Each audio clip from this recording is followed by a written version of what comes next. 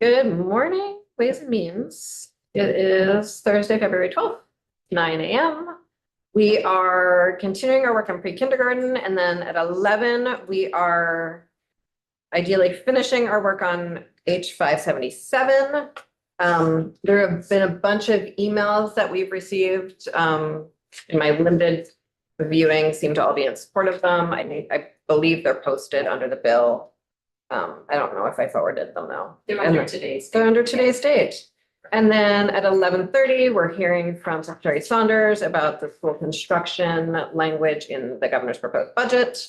And then this afternoon, we're doing more work on the governor's proposed budget. And then at 2:30, we are doing an initial bill introduction walkthrough of 418. And then we have the floor. And I'm committed to being on time for the floor today, not because of the stars, but because there's a really great poet doing the devotional. I want to go to that. So, pre-K. Pre-K. So Emily and Ted are here to finish the presentation that they have been trying to finish with us for, I believe, 3 weeks now, but maybe 4 weeks. They've also, I believe, finished the report, and it's not on you two that we have not finished the presentation, to be clear. It is us, and we are, because we are so deeply engaged in this, and I think that's great. What we are doing today is we're going to finish this information. We are going to finish sort of our key questions that we have, and then we are sending this all off to Human Services, who will then eventually send us something back. With that, Emily, you have the floor. Great. Thank you for having me again. I think when I was first here a couple weeks ago, you said, you never get to come here. And maybe that's maybe that's why it's taking. Anyway, so Emily Byrne for the record from the Joint Fiscal Office. I'm going to share my screen, and I'm just going to jump right into the scenarios that we left off at, if that works. When I was here last time, we talked a little bit about how we did a quick overview of UPK itself and how that works. And then talked a little bit about, went through the estimate financial exercise that we did. Perfect. To look at about how much schools might be spending per kid, right? It was a very back of the envelope. If these are the numbers that we have available, this is what we come up with. But because we don't know what each individual public school is doing, how they're using other funds, how many hours they're providing, et cetera, it's not a great number to use for anything, but it's sort of a general average information. So what we've done, so where we left off last week is the bill that you are looking at, the language that we sort of put together a couple scenarios for public schools around what would happen for public schools. Ted went through what would happen with private providers. This is looking at public schools. And so we have 3 general scenarios, again, very general, about what may happen at public schools with the changes as contemplated in the language you have in front of you. So the first scenario is, what if universal pre-K is provided in-house, so all the slots are in the district? What happens if it's provided outside of the district? And what if it's both? And then in the third scenario, we talked about it's all provided in-house, but you have more demand for universal pre-K than capacity within the public school. So and in this scenario too, this is how the money would move under the foundation formula with the bill that you have in front of you. So in this example, so we have hypothetical district A. There's currently 100 pre-K pupils. There are 40 of them that are age 3, and there are 60 that are in that 4 and 5 not yet in kindergarten age group, which is about what the split is generally. It's about a 60-40 split. So in district A has 75 pre-K slots available. You assume under the new scenario that 60 of them are filled with the 4 and 5-year-olds that are in that district, and that 15 remain unfilled. This is because now we're going to take all those 3-year-olds and they're not going to be served in the public setting anymore. They're going to go to private providers. So in this example, the school district would receive funding only for the 60 slots that are filled. So that would translate to about $900,000 in the education opportunity payment. This doesn't reflect any weights of those students. So we just looked at, assuming these are all, none of these kids would qualify for English language learner or poverty weights. That would change the amount of education opportunity payment they would get. It's important to note, right, on the previous slide, we talked about that there were 75 slots, I think, in that district, but only 60 are filled because they only have 64-year-olds. That school district has to pay for whatever the overhead associated with having 75 slots, right? So that is getting absorbed by that school district's budget, right? And is not tied to how much payment they're actually receiving from the education fund. So that will drive some school districts' decisions in terms of how they're gonna have to figure out how many slots they can offer. And right, like what's that marginal cost of adding a classroom, right? And then when do they, how many kids do they need to fully recover the costs of adding that classroom? So if District A had enough slots, if they were going to serve all of those children in-house, they'd keep all of that money, all that $900,000 to educate those 60 pupils. They could get more money if those additional slots that they had available were filled, right? So if they get 15 more kids, they can fill those slots. And you're doing the 902,000 as the base, the 15,033 at a zero weight. Yes, exactly. Yep. And the cost of operating each pre-K program right, is going to depend on the district, right? We don't know the individual expenses at an individual district level. So that's scenario one. Should I go on to scenario two? Okay, scenario two. We'll talk about District B. Same split. They've got 40 3-year-olds and 60 4 and almost 5 and 5 not enrolled yet kids. We're assuming District B doesn't have any pre-K slots available. They are sending all of their pre-K kids to either other public schools or private providers. Of the 60 eligible pupils, 30 go to a neighboring public district, 30 go to a private provider, and recall all those 3-year-olds are now out of the public school setting. So in this example, they receive the education opportunity payment for the students attending other public schools. So the money would flow to District B, and then District B would send those funds to the public provider where those kids are attending. District B is not going to receive any money for any of the kids that are getting their UPK in a private setting.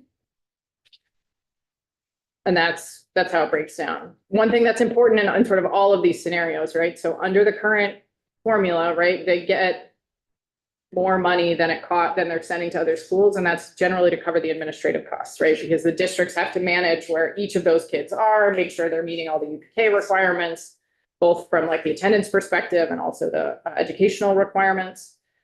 In this scenario, if the money has to follow the kid, there's nothing left at the public school district to administer the program.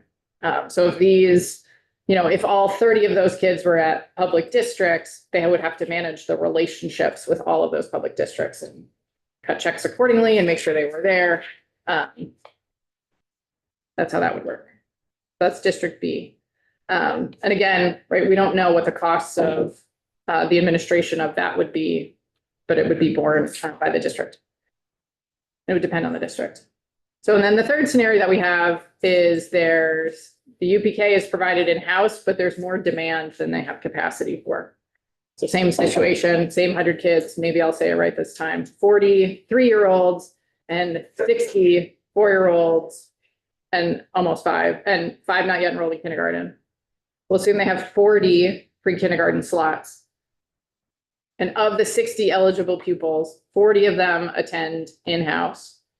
10 go to a neighboring public district and 10 go to a nearby private provider.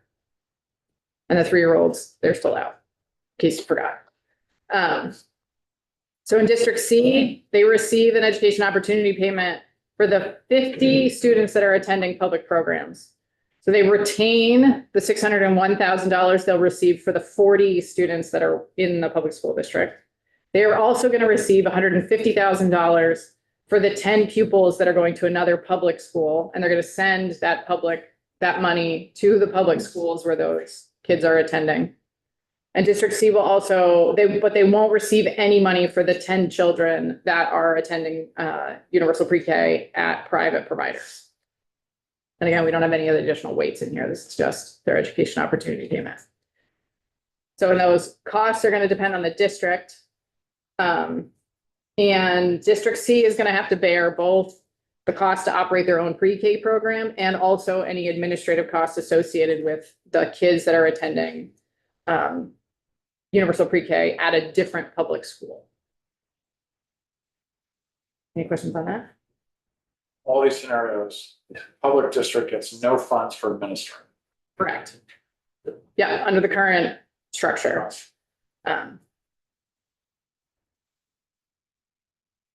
Okay, and so a couple of considerations about the new language and how it interacts with public districts. So like the overall fiscal impacts are pretty unclear. When you sort of like, we have to assume in isolation, all else equal, and it's hard to translate it to what's really happening on the ground.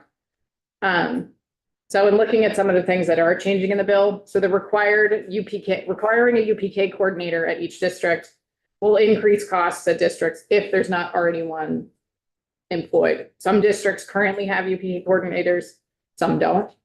So that would change and depend on individual district. If you take the 3-year-old out of UPK, if you remove that cost from the system, that will likely decrease costs to the education fund because there's a whole population of kids that are no longer covered by the education fund. But changing the weight for the UPK kids to 0 will increase the cost of the education fund, going from a 0.46 to a 0, right? Well, or to a 1 will make it more expensive for the education fund to cover the 4-year-olds. And if you're only counting the UPK students enrolled in a public program and not paying tuition to the private centers, that will decrease costs of the education fund because that money going to those private providers won't come out of the education fund anymore. There's no real way to know the net ups and downs of any of these because we don't have the data at the individual district level to know how these things would happen. But we know that they're going to work against each other, right? And we don't know the impact of the base and the weights are unclear. So as this funding potentially shifts, the districts may have to reconsider what they offer. Why is it unclear? Why is this unclear? Because I think if we don't know what the mix is of students, pre-K students in terms of what weights they will qualify for, how that can get applied to the cost of the pre-K programs that they're currently running. Because AOE doesn't have that data. Hmm? Because it's the future or because AOE doesn't have that data? Yeah. It's a question we can't answer. So they're gonna have to figure out, as you change the funding stream for pre-K, districts are gonna have to reassess what they're actually offering and how they're offering it. If there are more students at the public school and the foundation formula, the weights may increase. Because one of the things that's happening right now that we've found and sort of anecdotally is that not all districts are looking at the pre-K kids that they don't serve and figuring out what their weights are. So if you're a UPK student going to a private provider, the districts aren't necessarily collecting information about you about poverty and English language learner or any of the other information. So as there's a shift in this and the incentives start to change around what information is worth collecting and how that changes what school districts get paid, that will start to shift both for this population. And as all of these things are moving and working against each other, it's really hard to say what the actual impact would be to the education fund of all of these changes. And it's really going to depend on the behaviors of individual school districts, sort of what happens in the CCFAP space and other to really have any idea of what's going to happen financially on the ground. So that's high level overview of some scenarios. I don't know if there are any questions on that. And if not, I'll jump to yet another presentation that we put together to try to wrap it all up Love it. in a bow. if you will. Emily, and that group of children that go to the private providers and the school doesn't incur any cost at all, it was zero there. Those private providers, are they paid out of the ed fund or the general fund or public money of some sort? So right now, under current law, they would receive education fund if they're pre-qualified universal pre-kindergarten provider for that student from the student's home district.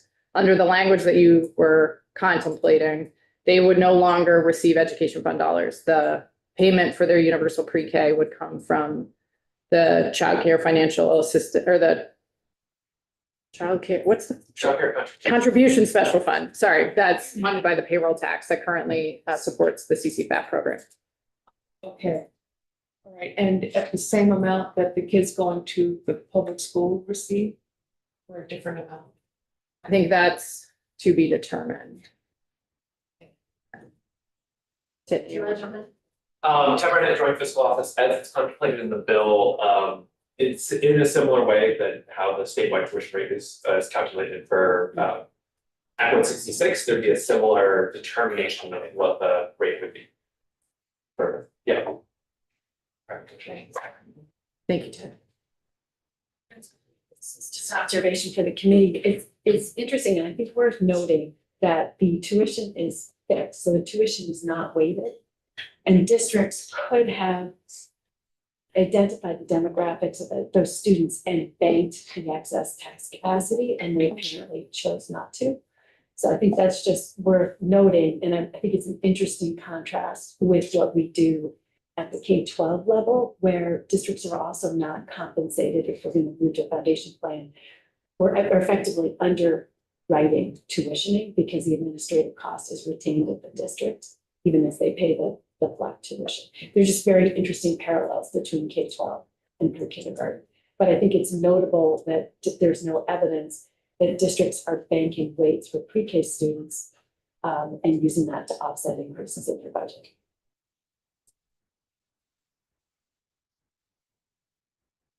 Okay, share the next.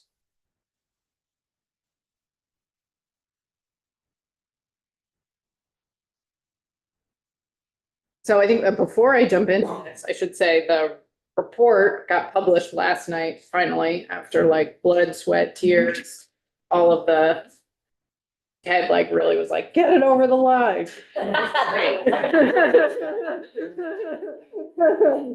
We're looking at schedule as part of our handoff as part of what we celebrate the release of the report.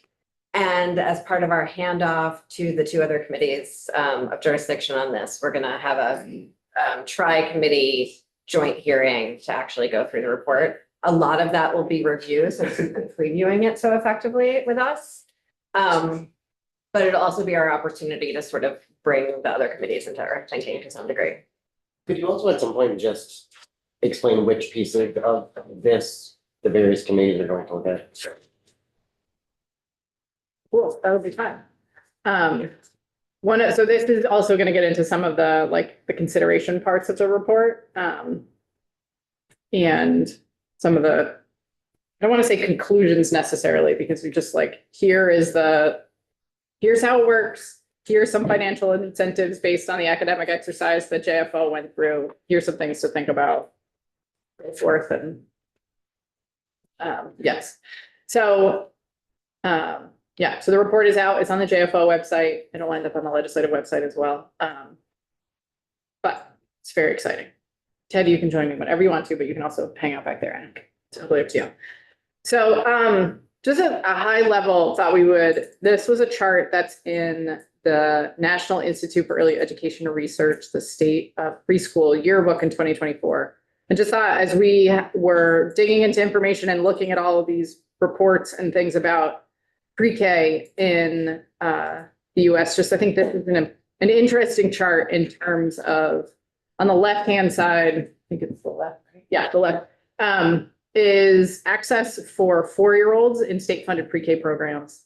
Vermont is at the over 70%. In fact, we're at 76% of 4-year-olds that are in universal pre-K. And in contrast, if you look at what the rest of the country is doing in terms of access for 3-year-olds, Vermont is the only green state in the country in terms of access for 3-year-olds. And there's about 58% of 3-year-olds enrolled in, or as of 2024, in universal pre-K. And this is just those are the policy decisions that have been made. And this is who's being served through the UPK program as it compares to the rest of the country. And currently we're Vermont is ranked number 2 in the country for access to preschool. As you recall, the report is framed around parents, schools, and providers. I couldn't help myself but to throw that in there just one more time. So the incentives that we talk about in the report, right? There's both general incentives and there's sort of like this academic exercise that we did. Act 73 required that we report on the financial incentives specifically in the early care and learning system, but the financial incentives are only one component of the incentives that are driving the behaviors of private providers and schools and families. And just to note that we did not get into special education and the funding of special education for pre-K students in that analysis. So in general, right, families and providers are all working together to try to find the right setting and the right cost of care for their businesses or their family pocketbooks, or what the school district, what the community needs in terms of access to pre-K. I think providers want to meet the needs of families in the broader community, and providers in that sense is not just private providers, it's also school districts. I think everybody who's in this ecosystem wants to make sure that 3 and 4-year-olds have access. And as part of this, analysis, there was really looking at those sort of theoretical pieces, right? At the margins, and this is true, I think, for policy generally, right? At the margins, there's always going to be, scenarios where there are families who don't perfectly fit the mold, or providers or districts or whatever. We see this in CCFAP and UPK and their interaction. And where there are, potential, where the example that we talk about a lot, right, is how CCFAP counts the hours and they reduce the hours that you qualify for if you're enrolled in UPK. And if that changes, whether or not you qualify for a part-time or full-time certificate, right, that can impact behaviors. It's not like there are a lot of people enrolled in both of these programs, so these things are not likely. It's not that everybody enrolled in these programs has this problem, but on the margin, there are likely some behaviors that are impacted by the way that the programs are structured. And in general, universal pre-K makes childcare cheaper for families, either by lowering the family share for somebody enrolled in CCFAP or by reducing the out-of-pocket costs for somebody who's paying fully out of pocket. And again, this is that example. At the margin, it can impact family decision-making or provider decision-making in terms of revenue coming in. That family share, right? Some families have to figure out, does it make sense to enroll in is my out-of-pocket cost if I enroll in CCFAP higher or lower than if I just pay for childcare out of pocket? And then how does UPK interact with that? Does that lower my out-of-pocket cost to the point that it doesn't make sense for me to enroll in CCFAP or not? This is just saying that example that I just outlined in words. But then the chart below has the sort of cutoff that if the median market rate was $325 per week, and a family is at that higher end of the income end of things, it may be worth their while to pay out. It may be cheaper for them to pay out of pocket than to enroll in CCFAP. And also gets complicated by the fact that the providers can decide how much of the family share to actually collect.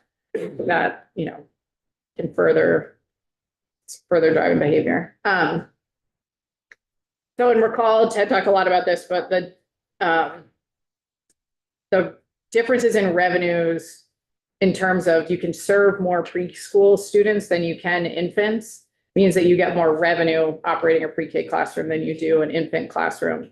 So as a provider, or it's a private provider, it can be more economically viable to serve preschool students than to serve infants. And part of how to make your business work is figuring out the balance between how many how you can use the older kids to subsidize the younger kids. Do you mean difference in gross revenue or net revenue?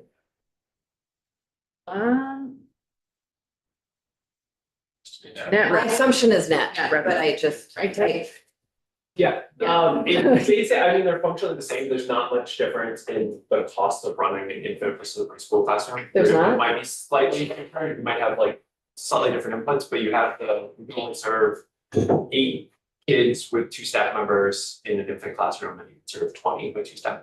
It's net revenue, but there's not like your cost structure, usually in my experience.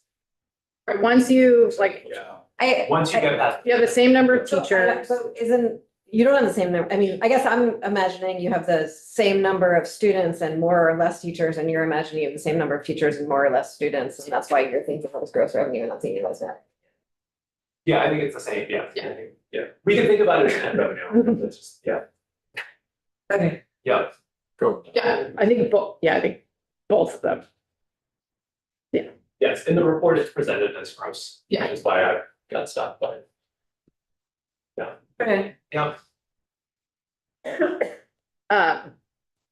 Right, and depending on how these programs are Wait, structured. no, I'm gonna pause. Yeah. I know that.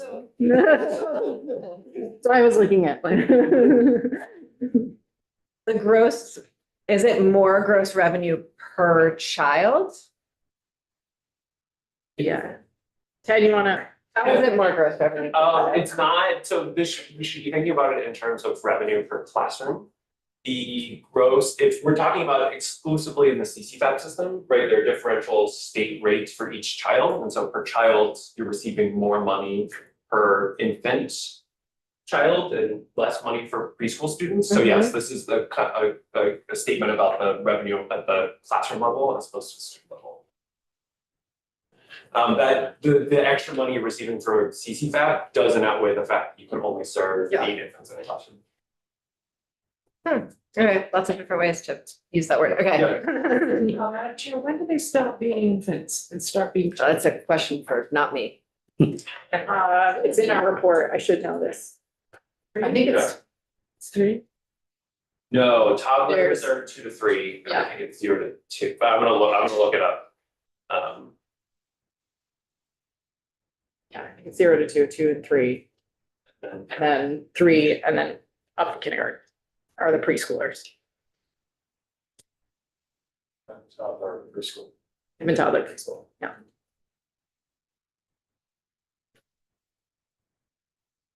Okay, should I keep going? Yeah, and Ted, just jump on in when you have an answer to Representative Redding's question. Continue on. Yeah. Okay, so right, and in some cases, depending on how programs are structured, a provider can get both the CCFAP rate and the universal pre-K rate for a child. In other instances, you only get CCFAP, right? It sort of depends on this interaction between the family share and what income level the individual family is. And I think, and talking with folks, right, providers are working with families to try to figure out what works for the family, right? Because at the end of the day, they want to have slots filled, right? And so public schools, are thinking about what different types of pre-K programs are working best in their communities, right? A lot of the decisions about what's going on, I shouldn't say a lot of them, the decisions about what's happening for pre-K at a school district is part of the decision from the school board. It's voted on by voters, and how it fits into local education spending. Excuse me.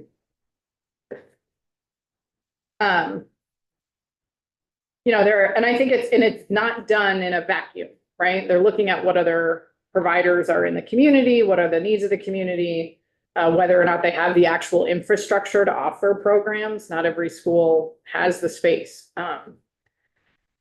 which is driving some of this decision making. And they have to think about the interaction between, what's the benefit of having an additional ADM for those pre-K students and what that does for their tax rates and what the actual costs are of running a program and how does that net out. And they're also contemplating, we saw, I know there's no document of like what every school district is doing at this point. I know there's some discussion about that needs to happen and folks are working on that. But at this point, there are some school districts that are, thinking about how they can leverage the CCFAP program or other sources of revenue to offer some, to meet their UPK requirement, but then also draw in offsetting revenue from other existing financing streams, and whether or not that's a workable solution for an individual district. And that can also include, in some districts, we found that they operate the UPK program as part of the, as a program within the school, and then there's a nonprofit or some other private provider that operates in the building a separate program from an accounting perspective for the rest of the day's childcare services. So there's some hybrids, there's lots of sort of ways that school districts are doing this. And they have to, respond to all of these incentive community needs with the realities of the financial circumstances in different ways. And that has resulted in a, what do I say? If you talk to one school district about their pre-K program, about one pre-K program. So for example, these are the ones that we have in our report, and these are not, meant to be representative, but in St. Johnsbury, they are offering a full day public school pre-K program for all 4-year-olds, and then all of the 3-year-olds go to private providers. They don't offer any in-house for 3-year-olds. Versus Rutland City, that's doing all private tuition payments. St. Johnsbury operates their full day public program. If they tuition 4-year-olds in addition, do they pay full day for students for tuition for I think they only have to pay the 10-hour, the tuition rate for anyone that's switched out. So yeah, so if a parent opts to not attend the public program and either go to another public school or go to a private provider, St. Johnsbury's obligation is only to pay the UPK tuition rate. So yeah, Rutland City is tuitioning all of their students. So, did you have something, Ted, or you Just a just? slide. I have If it's just a slide. answer, but Oh, sorry. Oh, yeah, I'll get to that and then Yeah. I'll probably forget, but wave your arms. And then Bennington and Rutland, they operate, what they offer is different in each school and within the school districts, right? So again, we don't have the statewide data, and you probably all are familiar with whatever program is offered in your local community, which is, Hillier, my example, they do 10 hours every other day for 2 cohorts of kids, or not 10 hours every day. They do 2 10-hour programs, one that's Monday, Wednesday, and one that's Tuesday, Thursday for a set of kids. So districts are meeting the UPK obligation in lots of different ways. And then do they also offer 10 hours at partner sites? Yes, so to the extent a parent always has the option to choose a different as long as they go to a pre-qualified provider and fill out the paperwork, and meet all the attendance requirements, they can receive the universal pre-K. But Ted, you had an answer to the earlier question. I do, it is infant are defined as birth to years, and then toddlers are 2 years to 3 years, and then preschool is 3, 4, and 5, not yet enrolled in kindergarten. Thank you. So before we sort of jump into some of the options that we came up with in the report and ideas, and I should, even before this part, is the sort of options and the things to think about the JFO put in the report are by no means all of the options. They were just sort of 3 options that we come up with as directions you could go. But there's like a whole range of things you could do in this space. And to that end, one of the things we spent a lot of time talking about, both internally and with other stakeholders as we were putting together the report, is really trying to understand what the bigger goals are of making changes in the early care and learning space. And what does the General Assembly want to prioritize going forward, right? Is this, about workforce development and support? And we looked a lot at Act 166 and at Act 73 and not Act 73, Act 76. Act 76, changes in the childcare system to look at like what were the goals outlined in those bills and sort of how do they align with what the sort of next steps are. So is the changes in this system about kindergarten readiness for 3 and 4-year-olds or different, or just 4-year-olds? Is it about increasing participation in the public school system or reducing costs to the education fund? Or are there other things that are sort of driving the decision-making process and sort of what those goals are going to drive what the best policy intervention is? And without sort of going into this report, not knowing what the specific goals were is sort of why we're like, here's some options, but we don't actually know what you end up doing is going to depend on what you're trying to achieve, right? Yeah. Go back a slide, your initial bullet point about workforce development, are you talking about developing workforce for early childhood education? Are you talking about the role of early childhood education and that individual's potential success in the workforce? Or the ability for parents to stay in the workforce. Okay. So it could be any of those things, right? Okay. All three are. Yeah. So in terms of, and speaking about those options generally, right, you could, as you contemplate what the work that needs to be done per Act 73 and to try to align the pre-K early care and learning system with education transformation, you could focus primarily just on the universal pre-K weight, right? That's the piece in Act 73 that needs to get looked at. And you can make limited changes to it. And at some point, right, there's going to be a need to align UPK with the foundation formula, like in terms of major changes to the system, in terms of how it interacts with CCFAP, how many hours kids receive. You could leave it largely unchanged until like you really get education transformation off the ground and rolling and figuring out if there's buildings that have capacity as things start to shift and move in individual districts. Or take a more comprehensive approach, evaluate the programs and the funding streams really in depth and figure out what a comprehensive change would look like and how that would change the whole early care and learning ecosystem. And really anything in between, right? Yeah. There are lots of small tweaks you could make. There are major changes you could do. Anything like there. So one of the, ideas that we put in the report, and this is not endorsing this idea at all, but just like through the exercise that we have gone through over however many months it's been since we were charged with this report, but thinking about a money follows the student policy, sort of similar to the tuition for independent schools. So right now, in Act 73, under the foundation formula, the money would follow the kids. So it would provide parity between what's going on with independent schools and and for the private pre-K providers in terms of receiving the amount of money. Like if it has been determined that student should receive a different amount of money because of the characteristics of that student, then that money travels with that kid. You have to think of, and thinking about how this works in the current universal UPK structure. Right. So if the money follows the kids, if the weights aren't changed, home districts would gain the tax capacity for the different weights, but send the statewide tuition and sort of what the interaction is between those two things. Wait, but you said if the current structure is maintained, do you mean N 73 is implemented? So yeah, and I think, and looking at this again this morning, current structure is maintained. Home districts will gain the tax capacity from the different weights.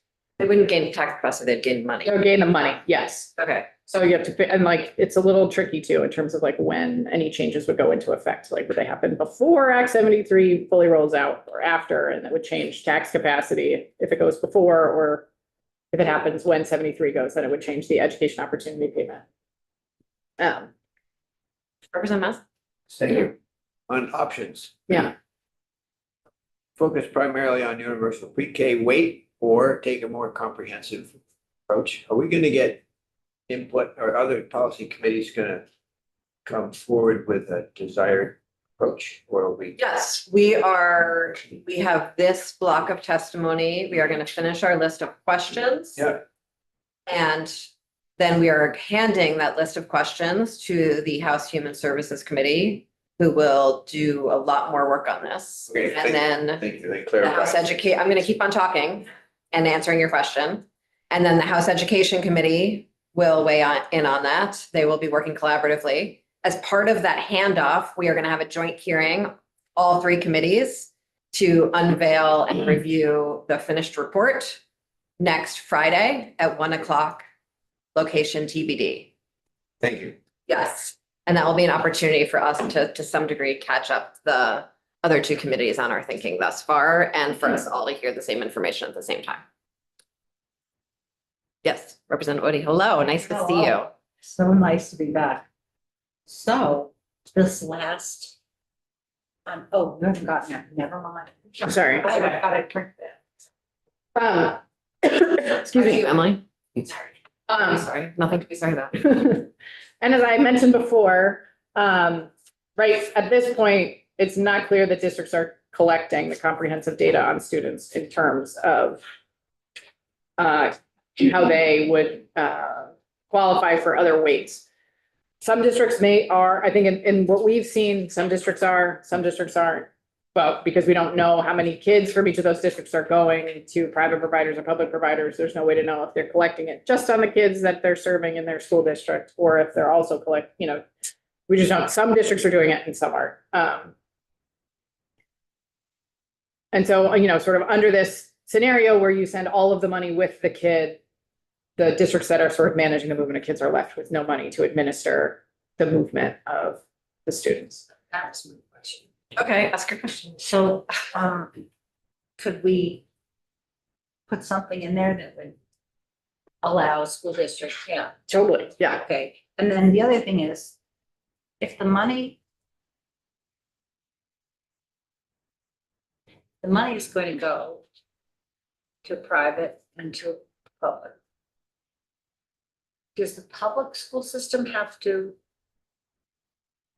comply with particular quality standards that the privates don't have to comply with? Under the current universal pre-K, there's requirements to be a universal pre-K provider, and the school districts and the private providers have to follow those educational requirements to become a pre-qualified provider. And the public schools have to demonstrate that they, So do the public schools have to do more than the private? yes, I believe. I mean, they have to have I think like a difference is that the public schools have to have a licensed teacher in all of the classrooms versus the private providers have to have a licensed teacher on staff. Yeah, a policy question that is raised for me is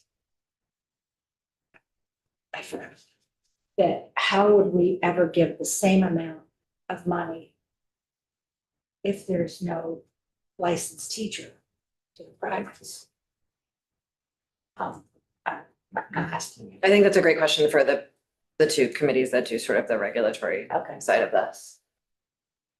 And there's a report, I can't remember, I can send copies. That is actually, you've brought back a question that has certainly sitting in the room. Yes, yeah. Yeah, no, nothing to apologize for. There's a report that DCF and AOE did, I believe, last year or the year before that kind of outlines like, here's what everybody has to do in the program.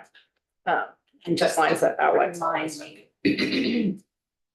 Again, if we said the weight were 1, then there's also the additional weight for EL or poverty or. Yes. If Right. if they collect the data. We're not sure if they, yeah. So. Okay. So there I pause again, I wonder.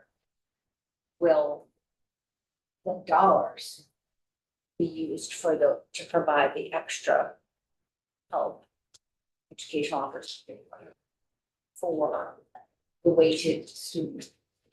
The additional weight that's going to that, how would someone Can you write that down yourself right now? And we'll, and then Emily is done, we'll collect all the questions that we still have Right.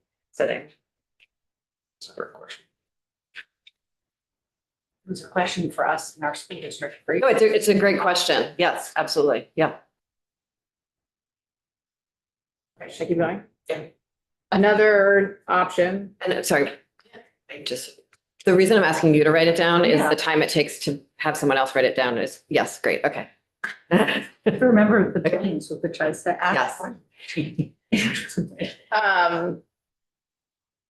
Another option is you could prorate their weights based on the number of hours they're actually provided, right? I think one of the questions in terms of reviewing a UPK weight right now is it's, negative 0.54. Where did that come from? If one school district is providing an all-day program and a different district is only doing, the tuition payment to the private provider, how do you reconcile that they get the same, those kids all get the same weight? And so when you say, you're referring to the base weight, basically, it's not, okay. Right, that you could link it to the hours that are provided. And then the weights that would get added to that weight, say poverty. You could prorate it, or you could just add, it could be completely additive, depending on. And like really different impacts about, right, like right now we're talking about sort of a future law where we would not have a variable base, but there's such different impacts of having a variable base and what those weights mean under a variable base. And we would want to be careful not to do that in this situation. But right, yeah. You are a school district and you have to do a half-day pre-K program, you get a weight. If you operate a whole day program, you get a whole weight. So then you're kind of linking the amount of funding to the amount of education that is provided.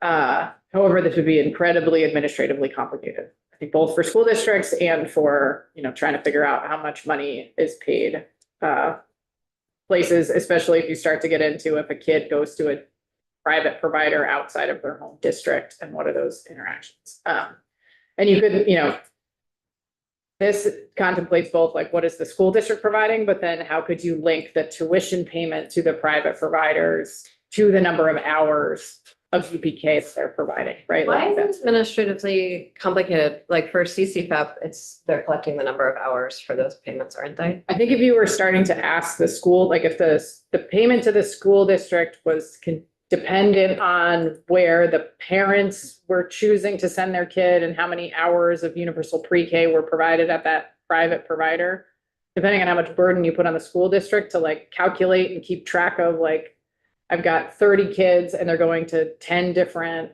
private providers. And now I got to keep track of how many hours of UPK they're getting and then report that back to figure out how many, like what the weight is for each of those individual kids. That could just be, it could be a lot depending on the size of the district and how complicated it got, but it's a thing. Yeah. Another thing to consider is, right, change how UPK is counted when when the CCFAP certificate amount is calculated. Right now, if a child is enrolled in universal pre-K, when DCF calculates how many hours of CCFAP that child gets, they subtract the 10 hours from that, right? However many hours that child qualifies for, less 10, where that puts them on the part-time, full-time thing is what sort of drives incentives to enroll in any of those programs. So you could look at how that 10 hours gets counted. That would potentially remove any behavior that's happening on those margins in terms of people opting in and out of either program and how they're enrolling just because of how those hours are counted. The disadvantages, you drift into that, there's this sort of open question, are people getting paid twice for the same hours?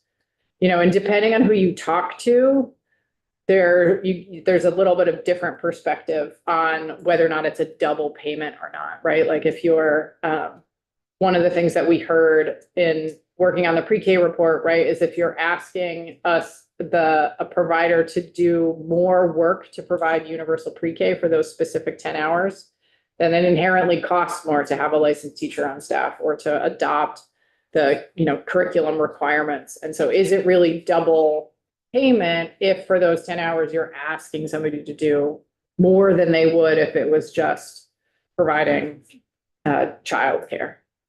I don't have the answer to that, but that was the sort of philosophical question that was put forward.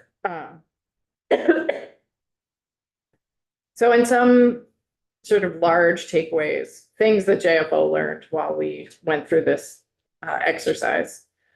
The whole thing is interconnected, right? It's one big ecosystem, and it's really hard to make, it's going to be hard to make changes, right? It's that in the policy making, we talk about it in a lot of places, like the balloon analogy, right? You poke the balloon and it's going to pop out somewhere else. And to bring Head Start back, we haven't talked about Head Start a lot, but right, there's this federal program that's also part of this ecosystem that's also utilizing CCFAP and UPK, and Head Start supports the lowest income children. So the thinking about, any changes in these two spaces, what's the sort of downstream impact on those Head Start programs and how they're using these two programs to provide state match to operate. And how changes in universal pre-kindergarten hours that are provided, that are required, right? Right now it's 10 hours. That 10 hours informs the calculation of CCFAP. How changing the number of UPK hours that are required, how that will flow into the calculation of CCFAP and how many hours of CCFAP people then qualify for. Do you have something? Yeah, okay. It just popped. Like, oh. And again, I know we've said this a bunch of times, but just to say it home again, the data's limited in this space, and that makes it hard to make informed changes to the system. I think looking at a lot of the national statistics, those two slides I brought up, the two pictures at the beginning, right? We're serving a lot of kids are getting universal pre-kindergarten again, and folks that we talked to, we had one conversation with some school business managers, which they're not in the classroom, they're not the frontline folks, but they were like when you talk to the teachers, when you talk to the people who are interacting, it's obvious which kids went through universal pre-K programs and which kid didn't when they show up for kindergarten, right? And I think that's an important thing to keep in mind. And Ted had this on the slide, but I'll say, I deleted it, but I'll say it out loud, right? We don't have all the answers. We went through this exercise. We learned a whole lot. Obviously, we've been in here however many times at this point for how many hours to talk about all of this. And there's a lot to think about in this space. And happy to answer any other questions or think through any other things. Might be helpful at this point while you've got us here. Any questions for Emily? I was thinking we would ask Emily questions, take a brief break, and then come back and have a discussion, finish our list of questions. I bring Ted up here in case. Ted, come. Ted, why have you not sat with Emily the whole time? I should have. She really wanted you opportunity. to. I'm not taking it. That's why I was just looking on. Now's your chance. Okay. Go on up there. Yeah. Yes. And if you have anything you want to if you have anything you would like Ted to offer, or if you'd like him to provide. Thank you. That's very polite. Ted, is there anything you would like to say before I open it up to further questions? The only thing I would add, and I think I've mentioned this, is that to emphasize Emily's point about how, complicated this space is. Emily has experience at the Agency of Education. I spent time on the private provider side. I cannot emphasize how many times over the summer we would have a conversation about a specific policy or noodling, and then an hour later we would end up exactly where we started. And so just as a window into the process of report for the whole summer, that happened quite a bit. A lot. Yeah, so just wanted to put that there, and yes. It was fun though. Yeah, it was fun. I learned a lot. Great. Representative Odie, I think you had a question. On page 12, you say advantage would be better to link the amount of funding a school provides to the amount of education provided. So I was thinking about the quality of the education provided. I would think that a licensed teacher is going to be a higher quality than not a licensed teacher. I'm wrong, but that's a question I have is, should be there any relationship there? And another, you said the very first thing after option 2, prorate universal pre-K weights based on the number of hours provided. Is that the hours that are available and then you don't know whether there'll be take up of them, or truly they wait at the end, say, well, we provide 367 hours, even though they could have been there for more. They have to take attendance. How does that work? So for your first question, just to clarify, the better in that advantage statement was not a qualifier on the type of education. It was just better meaning it would link the amount of funding with the number of hours, right? So like not speaking to education quality at all, or sort of, what the requirements are. It's just like, if we want 30 hours a week, I'm going to make up numbers. We want there to be 30 hours is considered a full day or a full day week amount of pre-kindergarten, and the school only offers 15 hours a week, then they would get half the amount of a full week, because that's how many hours, because they're not providing the full day worth of pre-K. That's all, that it would just tie those two together. I know that part. What I was talking about, the amount of education provided doesn't speak to the quality of it. So I wonder if we could maybe ask the education committee about that. Do they want to talk about quality or? Yeah. So add that to your questions. All right, and then the second question was weights based on the number of hours provided. So if they say, this is my program, it's a 30-hour program, how are you going to keep track of what people have used and not used? Am I going down the wrong lane?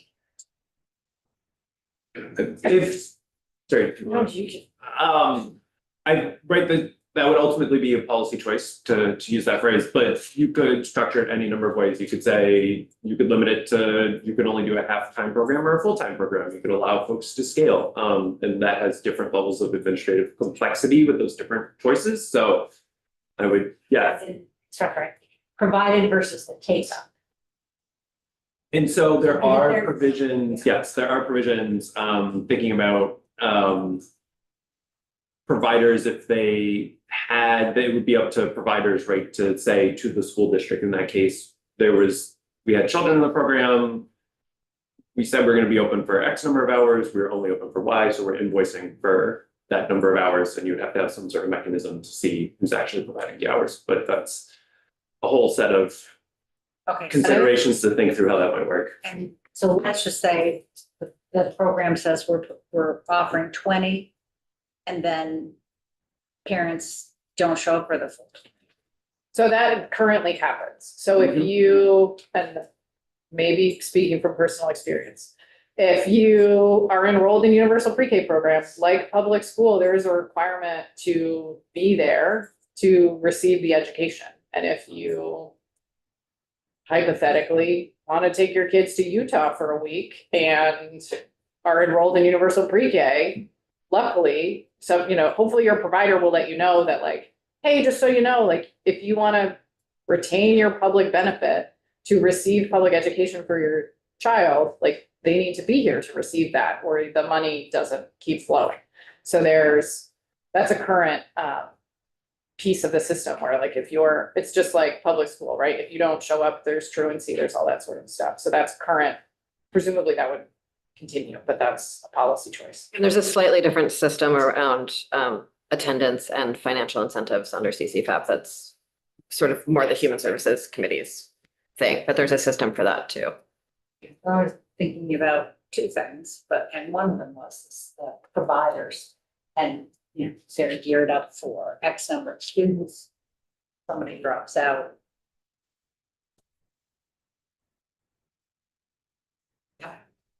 Yes, that's a concern to have. Okay. Yeah. All right. And use truancy language. So to be clear, there's no truancy law until you're actually past kindergarten, because there's no mandate around that. Yes. Representative was that. But if your kid is sick or we go to Utah for a week, is it so specific that they weren't there on Tuesday and Thursday, so that money doesn't come for those 2 days? No, it's a like, you have to be there. And it's, there's a, right, it's different if you're sick or if you're like, I'm just not gonna go to school today, right? Like, there's provisions for if they get the flu. Just a couple questions. One is just trying to figure out the right weight is the biggest challenge, I think. And we're talking about what the cost of the program is. I like the idea of prorating, but we really don't have a sense of the common benefit, if it's 10 hours, if it's 20 hours, that kind of stuff. And then the proration of it would be difficult. Right? I'm on the right? Okay. The second question I have is, in terms of the capacity of CCFAP, we don't really know if the children that are 3 years old that would be in a private setting. And then the families do rely on CCFAP and not universal pre-K. Does CCFAP have the capacity to actually pay for the difference from what it's paying now to make up the difference essentially for the universal pre-K for those 3-year-olds? It would depend on what ultimately happens with the 4-year-olds, right? Unfortunately. So if the 4-year-olds move to the education fund in a different way than they currently are, and the 3-year-olds go to CCFAP, right? Then it would be the net of that, of having them in both. There's no good way to show that with my hands, right? And then having them move to like having the split happen. Yeah. If math was like really tidy, which it's not, right? Like you were doubling the hours of 4-year-olds, but you're taking 3-year-olds out, and so it would be a wash, but but it's not that tidy. Is that what that was like the Venn diagram you were trying to answer? Yeah, exactly. Yeah, with the caveat that there are more 4-year-olds in the universal pre-K system than 3-year-olds. The 60-40 split that you're talking about. I guess the other question is if the money follows the student, and does that mean that in a private setting under your modeling or considerations, that if it was the full weight, 15,000, that the private setting would get that 15,000? I guess it's coming back to the same question, what's that mean? Yeah, seems like a big increase there. And if I could, I will be doing some work on the back end to try and get a better picture of different changes and what would happen on the CCFAP childcare contribution special fund side. But that's like a data work in progress. Representative Woody, Well, I'm thinking is that a about, question for them? all right. I'm not saying it. I'm asking you, are you asking them a question? Did you think about who owns the private center?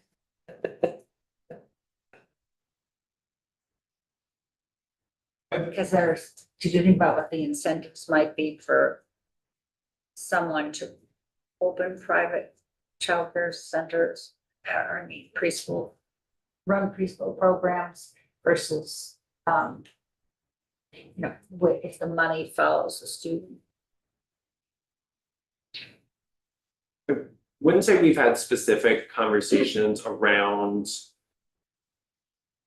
different options. We'll just note that generally the environment for folks who are interested in running childcare centers is dramatically different now due to increases in the CCFAP state rates than it was in 2019, where it was really marginal and hard to make a business go. As to, I think to the extent you're thinking through financial changes that either if they expand benefits, right, for private providers, that would obviously make this model stronger. This is like a very general statement, but yeah, we didn't go through each option and consider how they would impact private providers. The business owners. Who owns the childcare center? Can I ask you a question about your question? Yeah. I remember that when we passed the recent childcare bill that I actually can't even remember the bill number on anymore because the world is a wild place. We spent a lot of time talking about private equity and incentives for private equity. Is that where you're going? Okay. Do you have anything on that more specific question? Okay. Yeah, we did not get into the business models of the individual childcare centers and how that may drive choices. It's like a thing on the West Coast. It seems to be less a thing here now, but maybe it could become more a thing. Yes. This is a maybe strange question, but if the weight follows, is cash and follows the student versus the bank, what's the other choice? Is there any other choice? The second one is prorating weights. And then the other one, so there are three, right, options presented. One is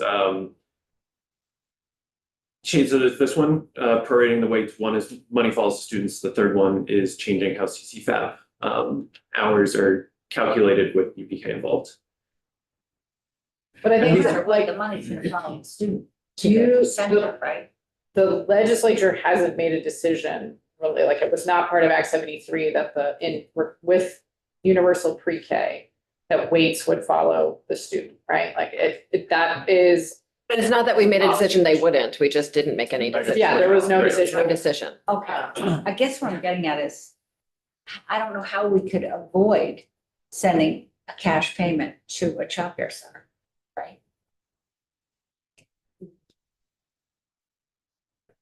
A child shows up at school and says, I want childcare. I mean, this is, so like, there are ways we could say the state as a whole is gonna contract with private providers, 5 private providers in every region and send them a direct payment for like a capacity payment entirely, and then would not have, I mean, there are mechanical ways that could be possible. They're not necessarily like what the language we have in front of us does, and they're very far from what happens now, and they're certainly not, I'm just like, there's like mechanical ways to do most anything. You're saying that, so But like, it's not like, I'm not saying that. mechanics. Yeah. I'm thinking about Okay. mechanics, and I'm Yeah. thinking about incentives for people to own and run something where there are no licensed teachers running, So I want us to be careful about how we talk about licensed teachers and not licensed teachers, because there are actually a huge number of rules about to become a pre-K provider that involve lots of licensing and lots of like really powerfully useful oversight to make sure those kids are getting a really quality education. And we haven't taken any testimony on it because it's very far outside of our jurisdiction. Yes, Representative Burkhardt, and I'm gonna, yes. My question is actually a bit of a mechanical one too, and I guess I'm trying to understand current state so that I can then picture like what we're talking about for future state. So in a school budget right now, you sort of, well, at least in districts that operate pre-K, you sort of budget for how many classrooms of pre-K you're gonna have. And you budget for capacity, and that capacity is a lot stricter, right, for pre-K than it is for, say, even a kindergarten or a first grade or second grade classroom, because there are usually guidelines for those, but they're not strict, adherence to only a certain number of kids with a certain number of teachers in the classroom. So there's a little bit more flexibility in this other part. So my question is right now, and districts also have to budget that there are, I'm sorry, do districts budget for that money that comes in that they then send back out for tuition? And so what happens in current state if they way under budget for how many pre-K students they are tuitioning out? I guess my question is there other payments during the year that aren't in the budget that come to a district if, say, they end up with more uptake for pre-K? So they have to sort of estimate all of their pre-K students at the outset. Yep. And they're doing their budget this time of year. They're making an estimate in terms of how many tuition payments they're gonna make and how much it's gonna cost to operate if they're operating. And then when the bill comes due, like any other bill within, a fiscal year, they have to pay it. Okay. And if they're wrong, they have to figure it out.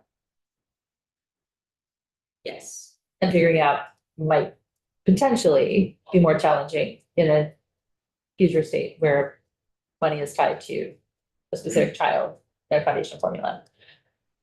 Because you're also then, I'm just trying to think that through. Thank you. That's all. Back to Mr. Ernst too. Yeah, I just said that kindergarten is extremely challenging on its own to estimate. really hard. So some years you'll have like, I remember my child's school, like some years you would have 50 kindergartners and literally the next year, 86 out of nowhere. And you would be adding classrooms and all of that. And I would just imagine that pre-K would be even harder because those are people who are not yet engaged with the public school system. And so the more you're trying to have public schools manage money for folks who aren't yet engaged in public school, it just is trickier. That being said, it makes it easier to estimate kindergarten. If you are more engaged with parents earlier on, then you have a better sense of what the flow into kindergarten will look like, but that's all. Any other questions for Emily and Ted? Okay, we're gonna take a break until 10:25, 10:30. And then we're gonna have a committee discussion until 11, where we can finalize our list of questions that we're sending off to other committees. So you're gonna say 10:25 or 10:35? 10:30, 10:28.